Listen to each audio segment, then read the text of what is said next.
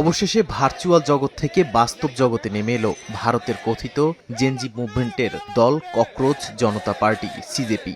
শিক্ষামন্ত্রী ধর্মেন্দ্র প্রধানের পদত্যাগ দাবিতে ৬ জুন দিল্লির যন্তর মন্তর চত্বরে বিক্ষোভের ডাক দিয়েছে তারা। শান্তিপূর্ণ প্রতিবাদ সমাবেশে যোগ দিতে বোস্টন থেকে দিল্লির পথে এখন সিজেপির প্রতিষ্ঠাতা অভিজিৎ দীপকে তার অফিসিয়াল এক্স অ্যাকাউন্টে ভারতের পথে যাত্রা শুরু লিখে এরই মধ্যে রওনা দেওয়ার কথা নিশ্চিত করেন।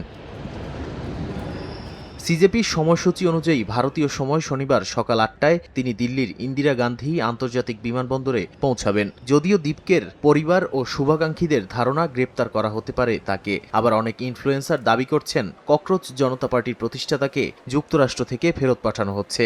এরপর স্থানীয় সময় সকাল ৯টার পরে লাদাখের সমাজকর্মী সোনাম ওয়াংচুক এবং দীপকের সঙ্গে সমর্থকরা অনুমতির জন্য থানায় যাবেন। সেখান থেকে দিল্লির যন্তর মন্তরে গিয়ে শান্তিপূর্ণ ধর্মঘট ও বিক্ষোভ শুরু করবেন তারা।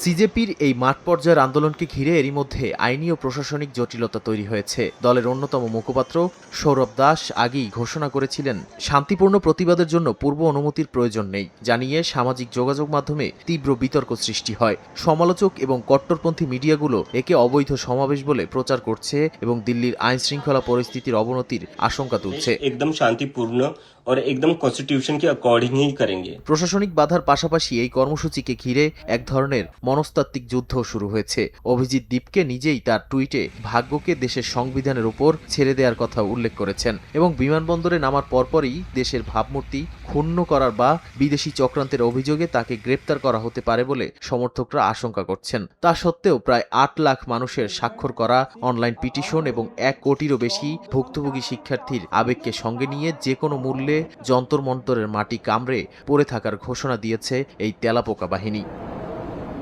বর্ষিয়ান সমাজকর্মী আন্না হাজারে এবং লাদাখের সোনাম ওয়াংচুকের মতো ব্যক্তিত্বদের নৈতিক সমর্থন এই কর্মসূচির গুরুত্ব আরও বাড়িয়ে দিয়েছে। নাদিম মারজান, সময় সংবাদ।